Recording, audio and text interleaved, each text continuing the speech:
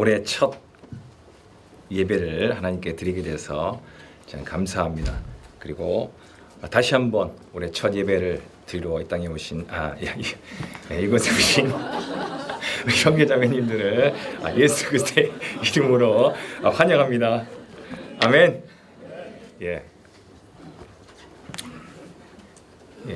첫 주일인데 첫 주일 같지가 않은데요. 오늘 저는 마가복음 4장 말씀을 통해서 신기한 하나님의 나라, 신기한 하나님의 나라라는 제목으로 함께 은혜를 나누고자 합니다.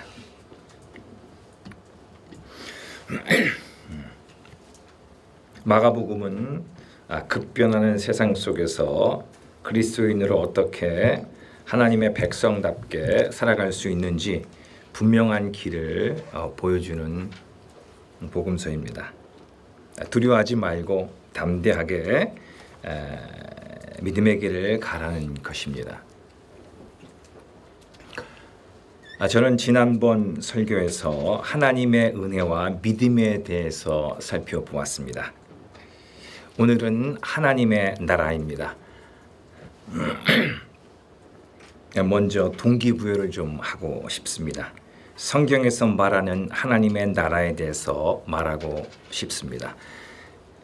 제가 주일학교 다닐 때가 아니라 주일학교에서 교사로 있었을 때 불렀던 찬송입니다. 돈으로도 못 가요 찬송입니다. 여러분들 아시죠? 제가 한번 불러보도록 하겠습니다. 돈으로도 못 가요 하나님 나라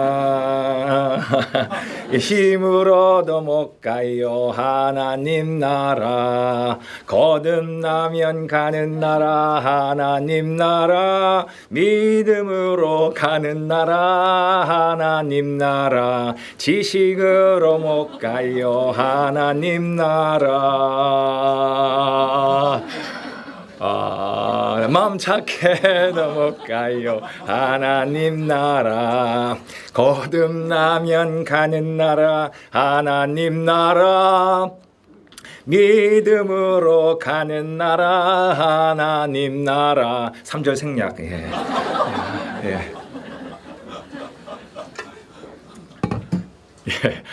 옛날 했었는데 안 되네요. 돈으로도 못 가요. 힘으로도 못 가요. 지식으로도 못 가요. 마음 착해도 못 가요. 벼슬로도 못 가요. 어여뻐도 못 가요. 하나님 나라는 오직 거듭나면 갈 수 있는 나라입니다. 그리고 믿음으로만 갈 수 있는 나라입니다. 여기에 놀라운 진리가 담겨 있습니다. 하나님 나라는 다른 말로 천국이라고도 합니다. 똑같은 말입니다. 유대인들은 단지 하나님이란 이름 부르는 것을 꺼려했기 때문에 그래서 천국, 하늘나라라고 부른 것입니다. 하나님 나라와 천국은 똑같은 말입니다. 구원받았다는 것은 하나님 나라 백성이 되었다는 것입니다. 천국, 하늘나라의 반대는 지옥입니다. 정확하게 얘기하면 지옥나라, 지옥국이 될 것입니다. 그 나라는 사탄이 지배하는 나라입니다. 애쓸 필요 없습니다. 그냥 가만히 있으면 들어가게 되는 나라입니다. 둘 중에 하나입니다. 중간 지역은 없습니다. 우리는 태어나면서 성경은 사탄의 나라에 속해서 태어났다고 얘기를 합니다. 만약 그것이 억울하다면 믿음의 결단으로 국적을 옮기면 됩니다. 예수를 믿고 영접하기만 하면 영적 이민을 가면 사탄 나라에서 하나님 나라로 갈 수 있습니다. 하나님 나라는 지금 이 땅에 이루어져 있습니다. 예수님께서 공생애를 시작하시면서 처음으로 하신 말씀이 하나님 나라가 임했다는 말입니다. 마가복음 1장 15절 예전에 한번 했지만 제가 한번 읽어보도록 하겠습니다. 이르시되 때가 찼고 하나님의 나라가 가까이 왔으니 회개하고 복음을 믿으라 하시더라. 예수님께서 말씀하신 대로 하나님 나라가 이미 임했습니다. 하지만 아직 완성되지는 않았습니다. 지금 확장돼 가고 있습니다.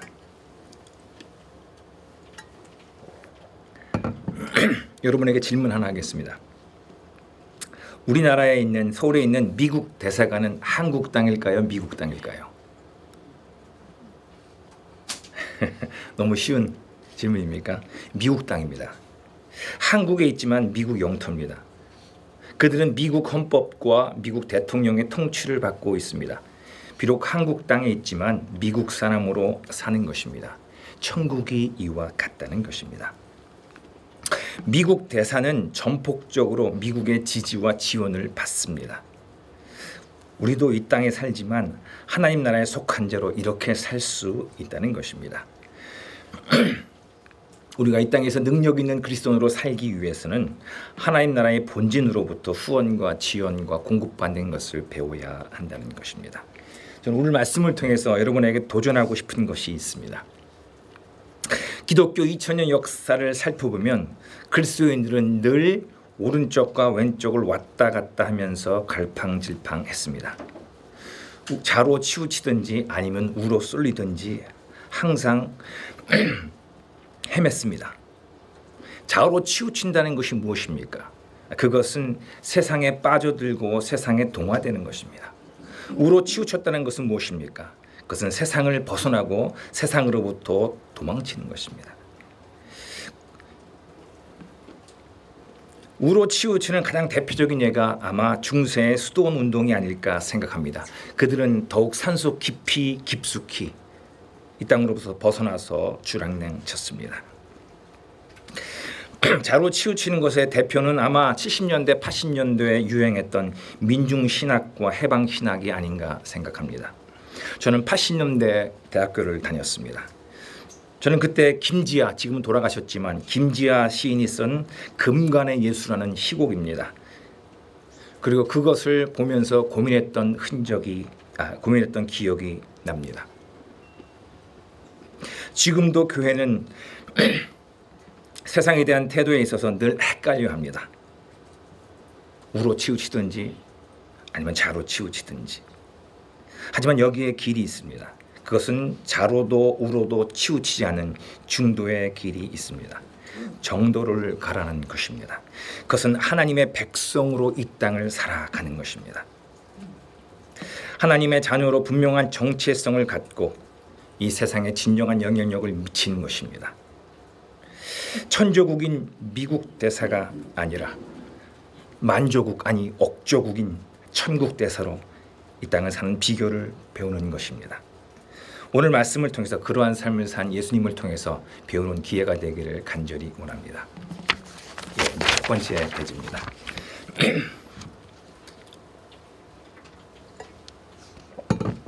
먼저 살피고 싶은 것은 이것입니다. 하나님의 나라는 어떤 곳인가입니다. 하나님 나라는 감추어져 있습니다. 예수님께서는 이 감추어진 나라를 드러내신다는 것입니다. 첫 번째 소지입니다. 우리는 하나님의 나라를 모른다는 것입니다. 이 마가복음 4장 1절 말씀을 다 같이 한번 한 목소리로 읽도록 하겠습니다. 읽습니다. 시작.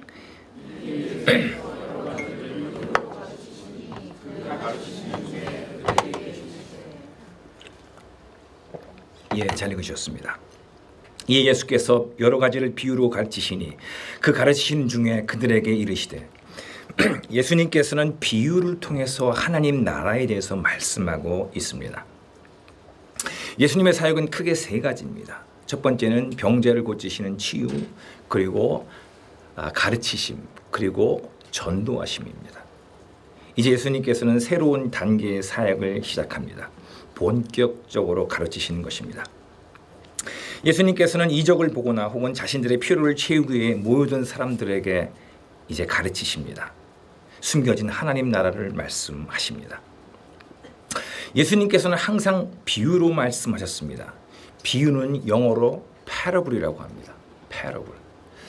이것은 헬라어 파라블로에서 유래한 말입니다. 파라블로.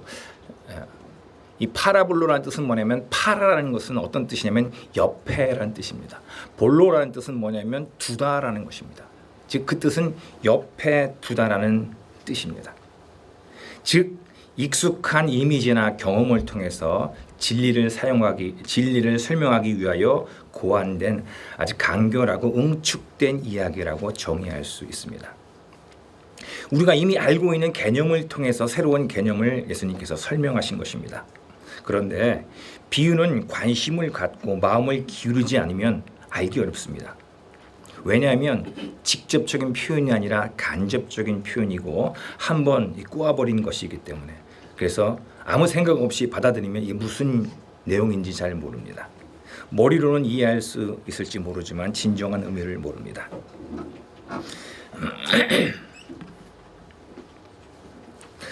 그래서 대충이 아니라 진심으로 마음을 기울여야지만 알 수 있다는 것입니다.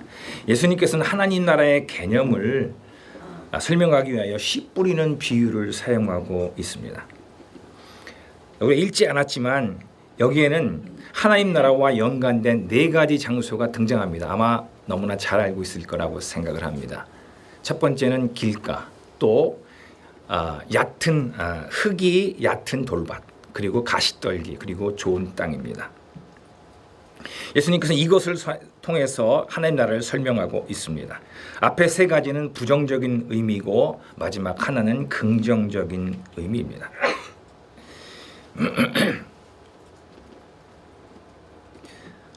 하나님 나라에 들어가지 못하는 이유와 그리고 들어가서 열매를 맺을 수 있는 것을 비유로 말씀하시는 것입니다.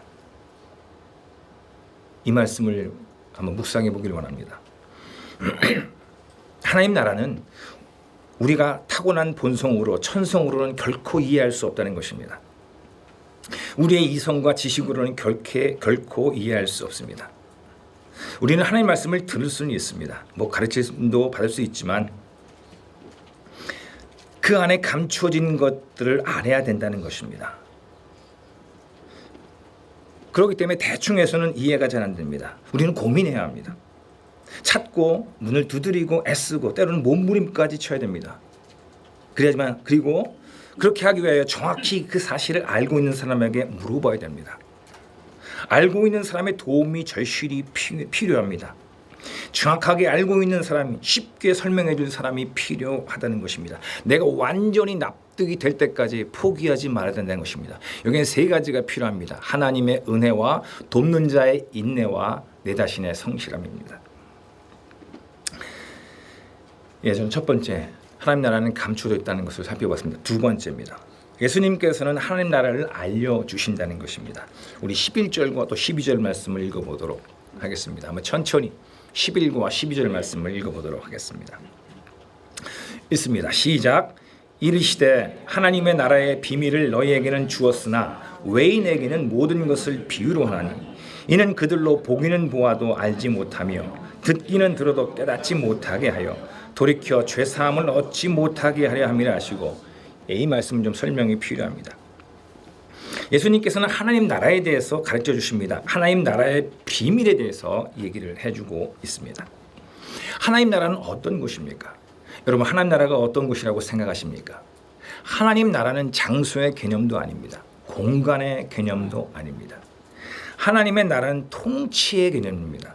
즉 하나님의 통치, 하나님의 다스림이 이루어진 곳이 하나님의 나라라는 것입니다. 이 나라는 세속적인 이 땅의 나라와 구별이 됩니다. 그리고 세속적인 사람은 별로 관심이 없습니다. 이 하나님의 나라는 오직 복음을 통해서만, 예수님을 통해서만 시작됩니다. 예수님께서 이 땅에 오신 목적이기도 합니다. 예수님께서는 우리로 하여금 하나님 나라에 들어가도록 하기 위하여 십자가에서 죽으셨고 다시 부활하셨습니다. 예수님의 이 말씀을 보면은 하나님 나라와 죄가 깊이 연결되어 있다는 것을 알 수가 있습니다. 죄라는 것, 죄는 원어로 하마르티아라고 합니다. 하마르티아. 그 의미는 뭐냐면 관역에서 벗어났다는 것입니다. 목적에서 벗어났다는 의미입니다. 활을 쐈을 때 활이 관역지를 벗어난 그것을 하마르티아라고 하는데, 죄를 바로 여기서 가졌다는 것입니다. 즉 하나님의 목적, 하나님의 뜻, 하나님의 통치를 받아들이지 않고 반항하고 반역하는 것, 이것이 죄라는 것입니다.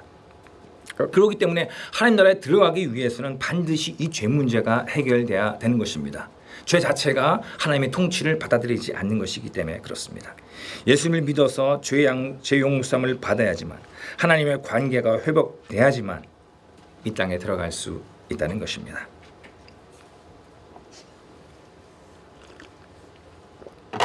내 뜻을 접고 하나님의 뜻을 받아들이느냐 않느냐에 따라서 내 영원한 운명이 결정된다는 것이 성경의 말씀입니다. 저는 이 씨 뿌리는 비유를 통해서 왜 복음에 반응하지 못하는지, 하나님 나라에 들어가지 못하는지 그 이유를 한번 살펴보기로 합니다. 세 가지입니다.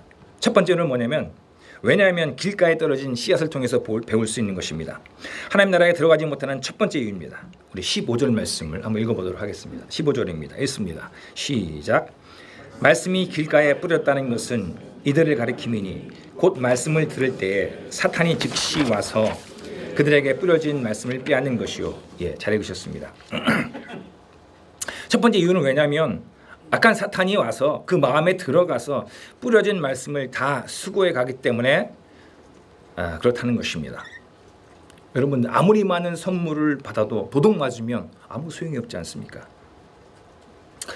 우리 마음에는 우리가 알지 못하는 어떤 영적인 길이 있다는 것입니다. 이 길을 통해서 악한 존재가 들어와서 진공 청소기로 말씀들을 완전히 다 청소해 간다는 것입니다. 저는 현장에서 영혼을 도우면서 늘 그런 생각을 했습니다. 왜 일주일만 지나면 완전히 포맷돼서 올까? 예, 저는 이거 보면서 그 답을 발견했습니다. 왜 사람들이 그렇게 순식간에 말씀을 빨리 이렇게 그 속에서 사라져 버리는지 이유가 나와 있습니다. 두 번째입니다. 두 번째는 얕은 돌밭에 뿌려진 씨앗 비유입니다. 두 번째 이유입니다. 우리 한번 16절과 17절 말씀 나와 있는 것만 한번 읽어보도록 하겠습니다. 나와 있는 것만 읽도록 하겠습니다. 시작. 또 이와 같이 돌밭에 뿌려졌다는 것은 즉시 기쁨으로 받으나 그 속에 뿌리가 없어 잠깐 던지다가 말씀으로 인하여 환난이나 박해가 일어나는 때에는 곧 넘어지는 자요.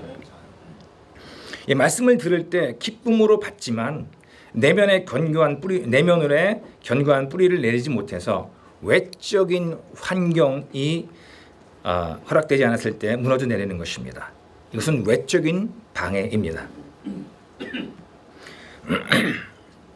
예수님 말씀을 들을 때에 어려움이 닥쳐오거나 아니면 외부적인 압박이 가해올 때에 그리스도께 믿음의 뿌리가 내려지지 않기 때문에 해가 나면은 그 씨가 바싹 말라 비틀어진 것처럼 그렇게 된다는 것입니다. 저는 예수님을 믿고 따르면서 특별히 제자의 길을 가면서 제가 가장 많이 들었던 이야기 중에 하나가 그거인 것 같습니다. 너 그렇게 해서 먹고 살겠냐? 이런 내용의 얘기를 참 많이 들었습니다. 30년이 지났는데 저는 여전히 잘 먹고 잘 삽니다. 말씀이 뿌려졌을 때 외적인 그런 어려움이 있을 수 있다는 것입니다. 자, 세 번째입니다. 셋째는 가시떨기에 뿌려진 씨앗입니다. 얕은 돌밭이 외적인 압박이라면 이 가시떨기는 내 속에서 우러나오는 방해 요소입니다. 우리 18절과 19절 말씀을 한번 읽어보도록 하겠습니다. 18절과 19절 말씀을 한번 읽어보도록 하겠습니다. 읽습니다. 시작. 가시떨기에 뿌려진 자니 이들은 말씀을 듣기는 하되 세상의 염려와 재물의 유혹과 기타 욕심이 들어와 말씀을 막아 결실하지 못하게 되는 자요. 세 번째 방해는 삶의 크고 작은 염려 때문입니다. 걱정이 방해한다는 것입니다. 구체적으로 두 가지 걱정입니다. 그것은 하나는 돈에 대한 걱정입니다. 구체적으로 여기는 돈에 대한 욕심으로 나와 있습니다. 그리고 또 재물의 유혹이라고 했는데 또 기타 욕심이라고 했습니다. 기타 욕심이 무엇입니까? 이것을 정확하게 알려면 누가복음을 쓴 누가의 도움을 받아야 됩니다. 의사 누가는 더 정확하게 이 부분을 얘기를 합니다. 그는 여기에서 기타 욕심이 바로 쾌락을 사랑하는 것이라고 얘기를 합니다. 쾌락과 짜릿한 자극, 이상하는 마음이 또 하나님 나라에 들어가는 것에 방해가 된다는 것입니다.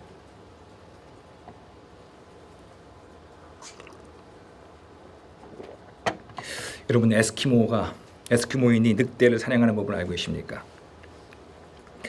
약간 잔인한 방법인데 그들은 늑대를 사냥할 때 어떻게 하냐면 언 고기 속에다가 칼을 집어넣는다고 합니다. 그러면 늑대가 그 언 고기를 먹다가 혀가 마비가 돼서 그 칼에 자기 혀가 베는지도 모르고 먹다가 그러다가 쓰러진다는 것입니다. 쾌락과 탐욕이 우리로 하여금 그렇게 할 수 있다는 것입니다. 쾌락과 탐욕에 마비되어 자신의 영혼을 잃을 수 있다는 것을 성경은 경고하고 있습니다. 끝으로 이제 하나님 나라에 들어갈 수 있는 것입니다. 열매 맺는 방법이고 바람직한 마음의 태도입니다. 우리 20절 말씀을 한번 읽어보도록 하겠습니다. 20절 말씀입니다. 다 같이 한번 읽도록 하겠습니다. 읽습니다. 시작. 좋은 땅에 뿌려졌다는 것은 곧 말씀을 듣고 받아 30배나 60배나 100배의 결실을 하는 자니라. 좋은 땅에 뿌려진 의미입니다. 말씀을 듣고 받아서 열매를 맺는 것입니다. 이것은 말씀을 가지고 자신의 삶 가운데 실천하고 행동에 옮기는 것입니다. 포기하지 않고 끝까지 결과를 볼 때까지 참고 되풀이하면서 반복하는 것입니다. 자신의 생각을 내려놓고 자존심과 자기 고집을 내려놓을 때까지 끝까지 계속하는 것입니다.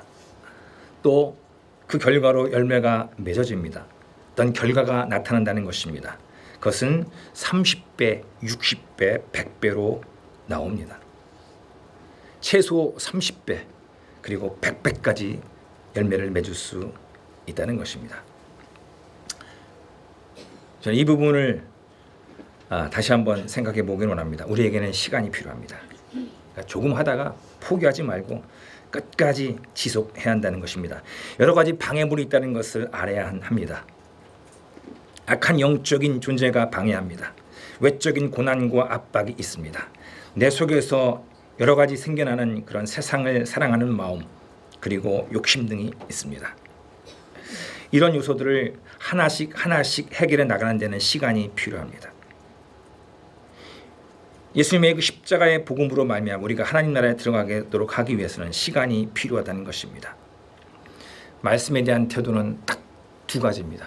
그것을 받아들이느냐 그렇지 않느냐는 것입니다. 온갖 핑계를 대고 받아들이지 않을 수도 있고 받아들일 수 있습니다. 그 여하에 따라서 영원한 운명이 결정된다는 것입니다. 이제 저는 말씀을 맺으면서 첫 번째 대제를 맞으면서 두 가지 적용을 하고 싶습니다. 첫 번째입니다. 하나님 나라는 이미 이루어졌지만 내게도 이루어져야 된다는 것입니다. 예수님께서 오심으로 하나님 나라가 이 땅에 이루어졌습니다. 시작되었습니다. 하지만 이것이 내 것이 되어야 된다는 것입니다. 내가 그 하나님 나라에 들어가야 된다는 것입니다. 하나님 나라가 시작되는 것은 객관적 사실이라면 이게 주관적 사실로 나에게 와닿아야 됩니다. 어떻게 할 수 있습니까? 예수를 믿고 영접할 때 예수님께서 내 안에 들어오시도록 내 마음의 문을 열 때 그때 하나님 나라가 이제 내 속에서 이루어지고 하나님의 통치가 이루어진다는 것입니다. 예수님 안에 있는 생명이 내 속에 들어와서 영향을 주는 것입니다. 그리고 그것이 내가 잃어버렸던 하나님의 백성이라는 신분을 되찾게 합니다. 두 번째입니다. 이제 하나님 말씀을 따라서 말씀을 듣고 따라가야 한다는 것입니다. 말씀에 대한 태도, 말씀을 통해서 하나님이 어떤 분이신가를 지속적으로 계속 알아나가는 작업이 필요하다는 것입니다. 시간이 많이 걸릴 수 있고 사람마다 다릅니다. 근데 저는 경험적으로 볼 때 시간이 많이 걸린 사람이 좋더라고요. 물론 전도자는 답답하겠지만은 겪을 거 다 겪고 하는 것도 나쁘지 않다고 생각이 듭니다. 내가 완전히 납득이 될 때까지 시원하게 해결될 때까지 지속하고 계속하는 것입니다. 그리고 그것을 내가 실제적으로 실천하는 것입니다. 하나님 말씀을 받았으면 그것을 행동에 옮기는 것입니다. 먼저는 지식적으로 섭취해야 되고 그것을 내 삶 가운데 의지를 들여서 행동에 옮겨야 됩니다. 자그마한 것에서부터 한번 해보십시오. 말씀의 능력을 경험하시기 바랍니다. 두 번째입니다. 저는 하나님 나라가 어떤 것인지 하나님 나라는 감춰졌지만 예수님께서 그것을 드러내셨다는 것을 살펴봤습니다. 이제 하나님 나라의 능력입니다. 두 번째 대지입니다. 하나님 나라는 위대한 능력이 있다는 것입니다. 하나님 나라는 강력한 파워가 있습니다. 첫 번째입니다. 첫 번째 소지는 하나님 나라는 성장하는 능력이 있다는 것입니다. 우리 마가복음 4장 26, 27절 말씀을 또 한번 한 목소리로 읽어보도록 하겠습니다. 다 같이 한 목소리로 읽습니다. 천천히 읽습니다. 시작. 하나님 나라는 사람이 다시 읽겠습니다. 자, 시작. 또 이르시되 하나님의 나라는 사람이 씨를 땅에 뿌린과 같으니 그가 밤낮 자고 깨고 하는 중에 씨가 자라되. 잘 읽으셨습니다.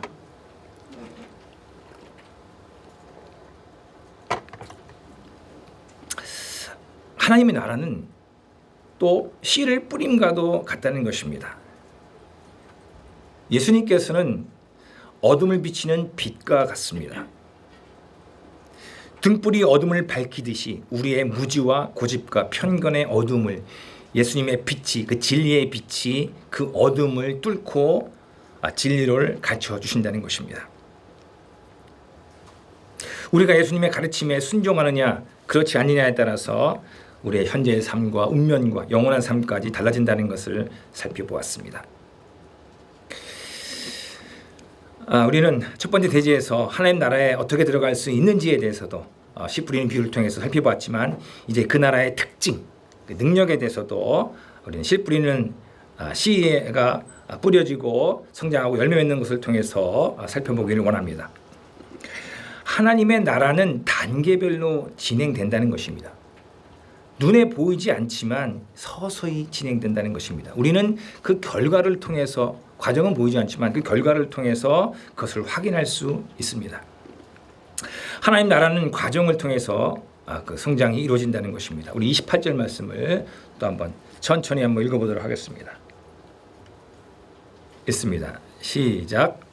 땅이 스스로 열매를 맺되 처음에는 싹이요 다음에는 이삭이요 그 다음에는 이삭의 충실한 곡식이라. 우리가 여기서 알아야 될 것이 있습니다. 그것은 뭐냐면 처음부터 결실이 되지 않는다는 것입니다. 처음에는 무엇입니까? 싹입니다. 싹이 자라서 이삭이 되고 이삭이 성장하여 나달이 연글게 되어 추수하게 되는 것입니다. 절대 중간 과정을 뛰어넘을 수 없습니다. 단번에 성장할 수 없다는 것입니다. 한자 중에 조장이라는 말이 나옵니다. 조장하다. 어떤 것을 조장하다는 말이 나옵니다. 이 말은 중국 고사에서 유래된 말인데 중국 송나라 때 한 농부가 있었습니다. 그는 벼를 심었는데 옆집 노는 부쩍 잘 자란 것처럼 보였습니다. 그리고 자랑하는 소리가 별로 그렇게 좋지 않았습니다. 그래서 어떻게 하면 벼를 빠르게 자랄 수 있을까 고민하다가 그래서 밤중에 이제 논에 가서 벼를 다 뽑아서 손으로 잡아 늘리는 무식한 방법으로 다시 심어놨다는 것입니다. 그리고 집에 가서 자랑을 합니다. 이제 벼가 엄청 자게 될 거야 라고 사정을 얘기를 했다고 합니다. 그래서 난리법석을 피우게 됐습니다. 농사를 완전히 망치게 됐다는 데서 유래한 고사성어가 조장하다는 말입니다. 이 하나님 나라는 조장이 안 되는 것입니다. 과정을 충실히 밟고 한 단계 한 단계 이렇게 필요한 것이 채워 주어지만 다음 단계에 갈 수 있는 것입니다. 하나님 나라의 원리와 개념이 내 속에서 조금씩 영향을 주어서 성장하는 것입니다. 작은 영역에서 시작되지만 그 점점 내 삶의 모든 영역으로 확장돼 나가는 것입니다.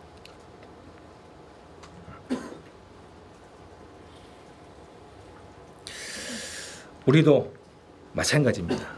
우리의 믿음도 결단코 한 번에 도약하지 않습니다.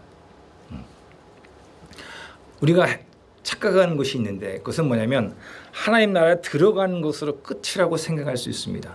여러분들 하나님 나라에 들어가는 것이 끝입니까? 정말 끝이 아니라고 생각합니까? 시작입니다. 시작. 거듭남에서 끝나는 것이 아닙니다. 그건 시작입니다. 시작입니다. 성장을 통하고 성숙을 통해서 점점 커지고 거기서 열매를 맺어 나가는 것입니다. 이게 하나님 나라입니다. 열매는 크게 두 가지입니다. 하나는 성품의 열매고 또 하나는 사역의 어떤 그런 영혼을 얻는 그런 열매입니다. 성품의 열매는 내 삶에 예수님 닮는 모습이 나타나는 것입니다. 그리고 또 하나는 아직도 어둠 가운데 있는 영혼들에게 빛을 비춰서 그들을 그리스도께로 인도하게 하는 것입니다. 그것을 직접적으로 할 수 있고 간접적으로 그렇게 하는 삶을 위하여 기도하고 도와줄 수도 있고, 아니면 내 삶 주변에서 내가 겪었던 것을 간증함을 통해서 그렇게 할 수가 있습니다. 하나님 나라는 성장하는 능력이 있습니다. 두 번째입니다.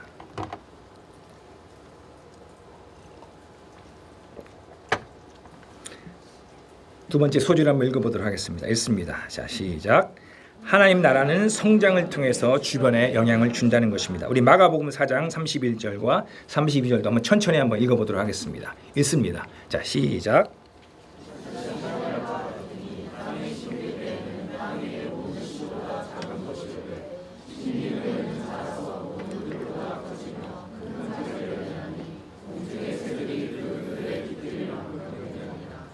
예, 잘 읽으셨습니다. 그것이 하늘과 같으니 땅에 심긴 때에는 땅 위의 모든 씨보다 작은 것이로되 심긴 후에는 자라서 모든 풀보다 커지며 큰 가지를 내나니 공중의 새들이 그 그늘에 깃들일 만큼 되느니라. 여러분, 하나님 나라의 특징은 변화에 있습니다. 예수님께서는 하나님 나라에 대해서 말씀하시면서 겨자씨 비유를 사용하고 있습니다. 여러분, 겨자씨를 본 적이 있습니까? 저도 본 적은 없습니다. 사진으로만 봤습니다. 눈에 보이지 않을 정도로 아주 작다고 얘기를 합니다. 그 자체는 아주 보잘것없고 작지만, 그러나 그것이 일단 심겨지면 진가를 발휘합니다. 일단 땅에 심겨져서 죽으면, 썩으면 진가가 나타납니다. 거기서 싹이 나오고, 그리고 성장하고, 그리고 어떤 결과가 나온다는 것입니다. 다시 한번 얘기하지만 태어나는 것이 끝나는 것도 아닙니다. 거듭남은 시작입니다. 끝이 아닙니다. 성장해야 됩니다. 여러분, 식물이 성장하는 데 필요한 4가지 요소가 있습니다. 무엇인지 아십니까? 아시는 분? 4가지가 필요하다고 합니다. 햇빛, 또 토양의 영양분, 그리고 물, 그리고 공기라고 합니다. 4가지 요소가 필요하다고 합니다. 그런데 우리 그리스도인도 성장하는 데는 이 4가지 요소가 필요한 것 같습니다. 먼저 햇빛. 햇빛으로부터 식물은 광합성을 하지요. 우리에겐 햇빛이 필요합니다. 하나님의 은혜가 필요합니다. 그래서 은혜 받기 위하여 기도해야 된다는 것입니다. 또 두 번째, 그 토양의 영양분이 필요합니다. 이 영양분을 이렇게 섭취해야 됩니다. 이것이 하나님 말씀을 섭취하는 것으로 생각합니다. 하나님 말씀을 잘 섭취해야 됩니다. 또 물이 필요합니다. 여러분, 식물 성장하는데 왜 물이 필요하신지 아십니까? 물은 영양분을 이동시키고 그리고 광합성에서 필수적인 역할을 하기 때문에 물이 필요하다는 것입니다. 우리 그리스도인들에게 물 같은 역할이 뭐겠습니까? 뭘까요? 교제입니다. 교제. 함께함을 통해서 이렇게 성장할 수 있습니다. 그리고 또 공기입니다.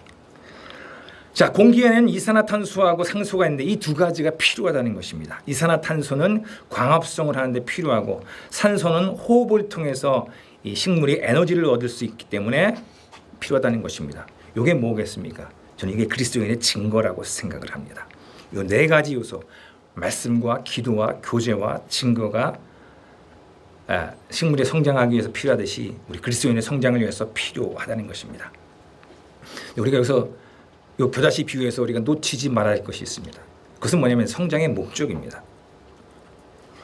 이 성장의 목적은 자신만 유의하지 않고 베품과 나눔에 있다는 것입니다. 거대한 상수리 나무로 되어서 겨자나무가 어떻게 합니까? 그 무성한 가지를 통해서 어떻게 합니까?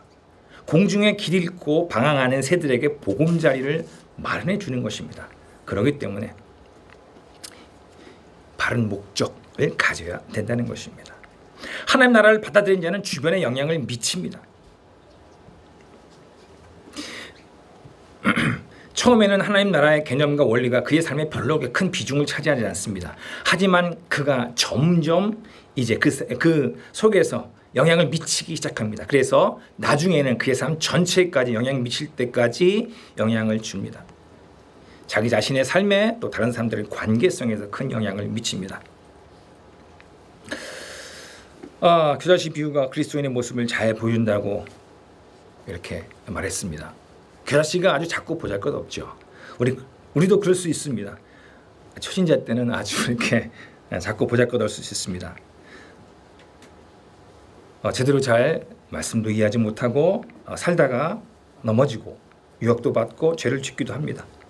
하지만 거기 머무르지 않습니다. 점점 나도 모르게 점점 달라지는 것입니다.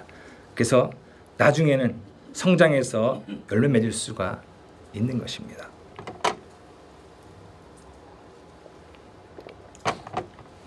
열매 맺어야 됩니다. 성장하고 열매 맺는 데 제게 있어서 이 성장하고 열매 맺는 데 있어서 제게 있어서 방해가 됐던 것은 뭐냐면 자존심이었습니다. 자존심. 저는 자존심이 좀 강했습니다. 어느 정도였냐면 학생 시절에 교회 있지 않습니까? 교회 친교회 시간 있지 않습니까? 친교회 시간에 게임을 했습니다. 제가 학생 때라고 생각되는데 게임을 하는데 그 벌칙이 뭐였냐면 벌칙이 엉덩이로 이름 쓰는 거였어요. 엉덩이 이름 쓰기. 근데 제가 딱 걸렸습니다. 제가 딱 걸린 거예요. 그래서 엉덩이 이름 써야 되는데 제가 그때 벌컥 화를 냈습니다. 아니 내가 어떻게 엉덩이 이름을 쓸 수 있어?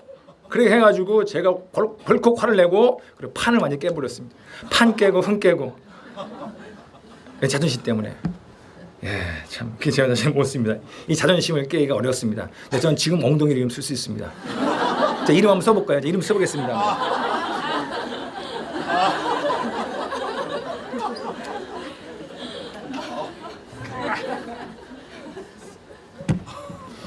우리 딸내미가 앞에 있는데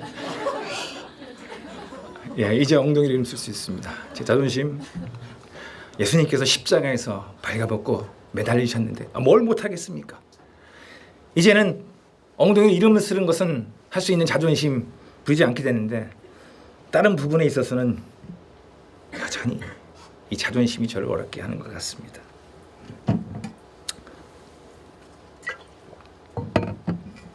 하나님 나라의 특징은 변화입니다. 변화. 능력이 나타납니다. 지금은 좀 연약하고 비실해 보일 수 있습니다. 무시하지 마십시오.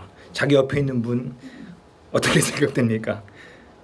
나중에 어떻게 될지 모릅니다. 성경은 먼저 된 자가 나중되고 나중된 자가 먼저 될 수 있다고 얘기를 합니다.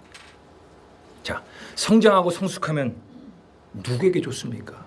누구에게 좋습니까? 먼저 자신에게 가장 먼저 유익이 됩니다. 그렇죠? 왜? 이전에 할 수 없었던 것을 할 수 있게 되니까 자유하지 않겠습니까? 자신에게 가장 먼저 큰 혜택이 주어집니다. 그런데 이 즐거움은 자신에게서 멈추는 것이 아닙니다. 주변에 영향력을 미치게 됩니다.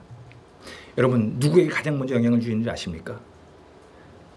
가족에게 가장 먼저 영향을 미칩니다. 내 부모와 내 형제자매 그리고 내 배우자와 자녀들에게 선한 영향력을 행사할 수 있게 되는 것입니다. 내 주변 사람들에게 영향을 미치게 된다는 것입니다. 저는 두 번째 대지를 마치면서 두 가지 적용을 하고 싶습니다. 첫 번째입니다. 내 안에 시작된 하나님 나라를 키우자는 것입니다. 여러분 절대 저절로 되지 않습니다. 과정이 필요합니다. 기회가 주어졌을 때 잘 배우면 됩니다. 그런데 자신의 수준에 맞게 배워야 하는 것입니다. 제가 고등학교 다닐 때 큰 실수한 적이 있습니다. 그것은 뭐냐면 수학을 배울 때 기본 정석을 하지 않고 일반 정석을 했다는 것입니다. 그리고 영어할 때 기초 영어를 해야 되는데 기초 영어 하지 않고 성문 기초 영어가 있는데 성문 기초 영어 하지 않고 본격적으로 하는 그 영어를 했습니다. 그래서 그렇게 고생을 했지만 아무튼 수학에서 완전히 망했습니다. 왜? 기초 단계별로 해야 되는데 제 수준에 맞지 않게 제가 하고 싶은 것을 했기 때문에 그렇습니다. 자신의 수준에 맞게 배워야 한다는 것입니다. 초등학생이 고등학교 미적분을 배울 수 없는 것입니다. 사칙 연산부터 시작해야 됩니다. 하지만 꾸준히 해나가다 보면 나중에는 미적분뿐만 아니라 고등 수학까지 풀게 된다는 것입니다. 영적으로도 마찬가지입니다. 우리의 수준에 맞는 말씀, 기도, 교제, 증거를 했으면 좋겠습니다. 저는 수련회가 그런 기회라고 생각하고 또 훈련 모임과 교제 모임이 바로 그런 기회라고 생각합니다. 자신도 모르게 나도 모르게 성장하는 것이 좋지 않겠습니까? 두 번째입니다. 내가 있는 그 자리에서 하나님 나라의 대사가 된다는 것입니다. 내가 있는 그 자리에서 하나님 나라의 대사로 사는 것입니다. 내가 먼저 중요합니다. 내가 중요합니다. 내가 먼저 하나님과의 교제를 통해서 내가 기쁘고 즐거워야 됩니다. 여기서 힘을 받고 이것이 내 주변으로 영향을 미쳐야 됩니다.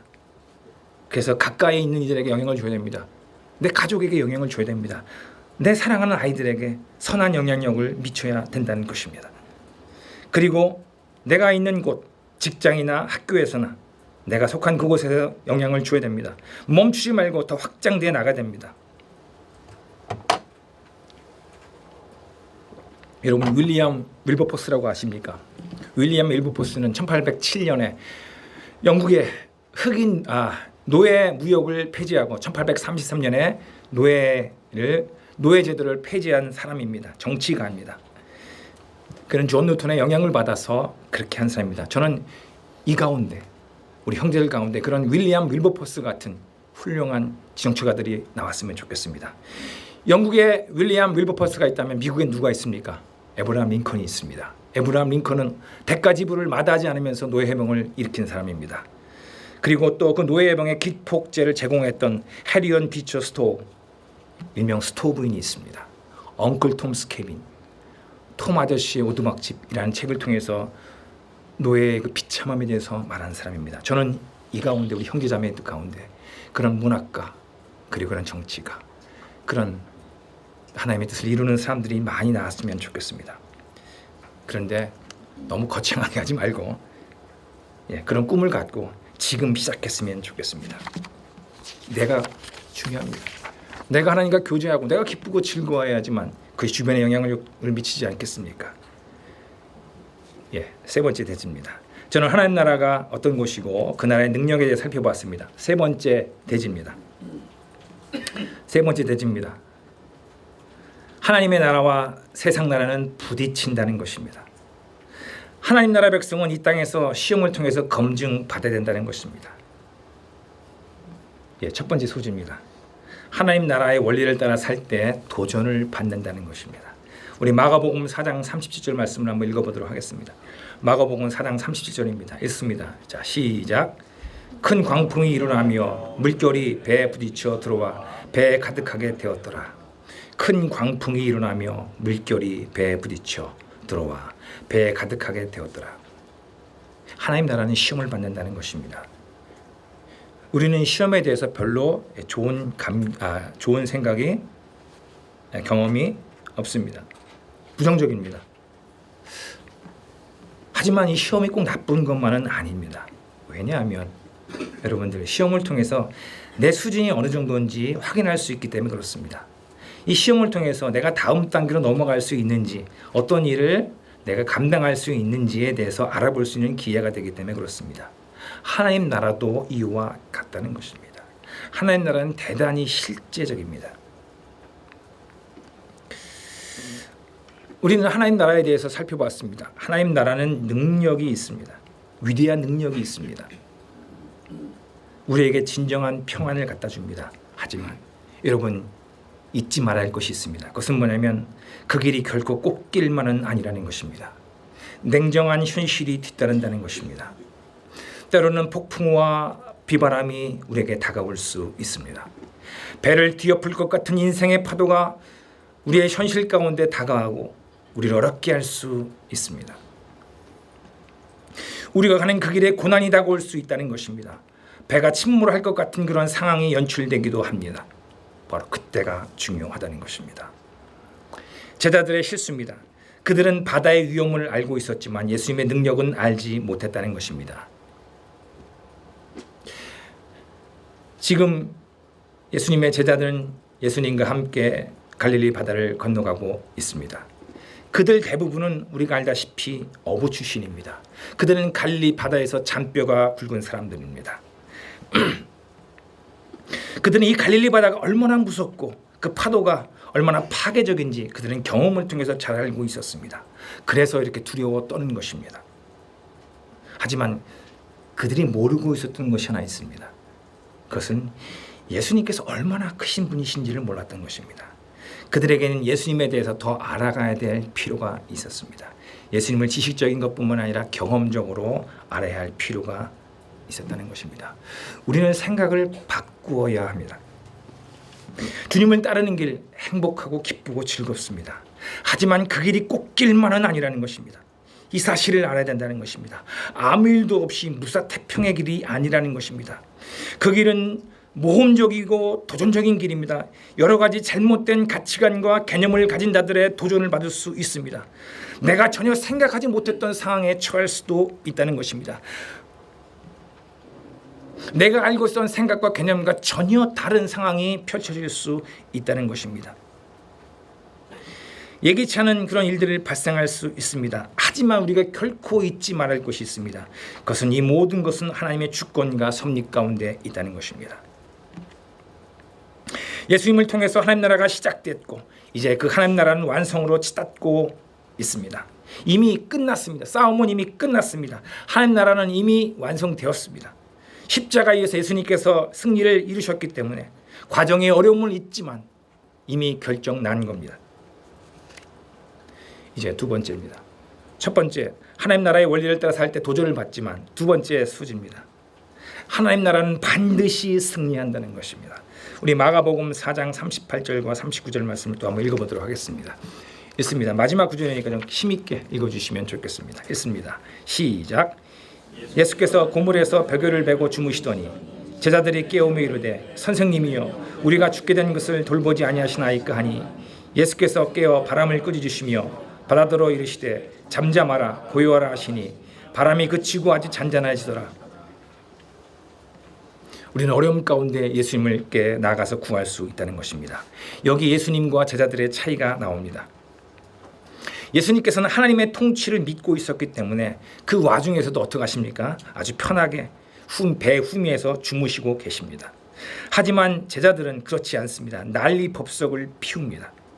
예수님과 제자들의 차이가 도대체 무엇입니까? 제자들은 왜 야단 법석을 피우고 난리 법석을 피웁니까? 하지만 예수님께서는 편안히 왜 주무시고 계십니까? 도대체 그 차이가 무엇입니까? 그것은 믿음의 차이입니다. 예수님께서는 하나님 아버지께서 결코 이 배를 침몰시키지 않을 것이라는 믿음이 있었기 때문에 그래서 그런 상황 가운데서도 편하게 잠들 수 있었던 것입니다. 하지만 제자들은 그런 믿음이 없었습니다. 그 대신에 제자들은 차선책을 선택합니다. 그게 무엇인 줄 아십니까? 차선책은 예수님을 깨우는 겁니다. 그들은 자신이 할 수 있는 한에서 예수님을 깨웁니다. 예수님 죽게 됐습니다. 예수님께 도움을 요청하는 것입니다. 예수님께서 문제를 해결해 주십니다. 예수님께서는 말씀으로 해결해 주십니다. 예수님께서는 깨어나셔서 잠잠하라 고요하라 라고 말씀하심으로 이 주변을 아주 정리하십니다. 바람이 그치고 그로 인하여 물결이 잔잔하게 됐습니다. 저는 이것이 이 땅을 사는 하나님의 백성의 방법이라고 생각을 합니다. 내 안에 계신 그 예수님을 깨우고 도움을 요청하는 것입니다. 하늘의 자원과 그 능력을 공급받는 것입니다. 내가 지혜와 능력과 그리고 힘이 부족하다면 예수님께 나아가서 이제 그 부족함을 요청할 수 있다는 것입니다. 여러분 물질이 부족하십니까? 물질을 구하십시오. 용기가 부족하십니까? 담대함이 부족하십니까? 담대함도 구할 수 있습니다. 사랑이 부족합니까? 사랑을 구할 수도 있습니다. 이것이 이 땅을 사는 하나님 나라 대수로서의 사는 방법이라고 합니다. 방법입니다. 우리에게 필요한 것이 뭔지 아십니까? 뭐가 필요하겠습니까? 믿음입니다. 보십시오. 자, 예수님께서 35절 말씀에 제자들에게 이렇게 얘기를 합니다. 우리가 저편으로 건너가자라고 말씀했습니다. 35절 예수님께서 그들에게 우리가 저편으로 건너가자라고 얘기하셨지 우리가 바다 밑바닥으로 내려가자고 말씀하지 않았다는 것입니다. 이게 바로 믿음입니다. 건너편으로 건너가자라고 했지 바다 밑바닥까지 내려가자고 하지 않았기 때문에 그러기 때문에 이 말씀을 믿었다면 그들은 두려워하지 말아야 했다는 것입니다. 우리는 어려울 때 예수님을 깨울 수 있습니다. 지금도 우리에게는 갈 수 있습니다. 우리에게 필요한 것은 믿음입니다. 외적인 것 보지 마시기 바랍니다. 주변적인 것 보지 말기 바랍니다. 하나님의 주권을 믿기 바랍니다. 저편으로 우리가 함께 건너가자라는 그 말씀을 듣고 그 손을 붙잡고 건너가기를 바랍니다. 이제 말을 맺도록 하겠습니다. 두 가지 적용을 하고 싶습니다. 첫 번째입니다. 예수님께서는 나의 주인이시며 세상의 통치자시라는 것입니다. 예수를 믿을 때 하나님 나라가 이제 내 속에서 시작됩니다. 하나님 나라는 성장하고 자라나고 열매를 맺습니다. 먼저는 내 속에서 이런 분명한 변화가 나타나야 됩니다. 그리고 이것은 과정을 통해서 일어난다고 했습니다. 처음에는 외적인 것으로 나타나지만 내면에서 이런 것들이 나타납니다. 모든 것은 하나님의 주권 가운데 있습니다. 다시 한번 얘기를 합니다. 모든 것은 하나님의 주권 가운데 있습니다. 외부로 되어지는 것에 두려워하지 말기 바랍니다. 모든 것은 하나님의 주권적인 섭리에 달려 있습니다.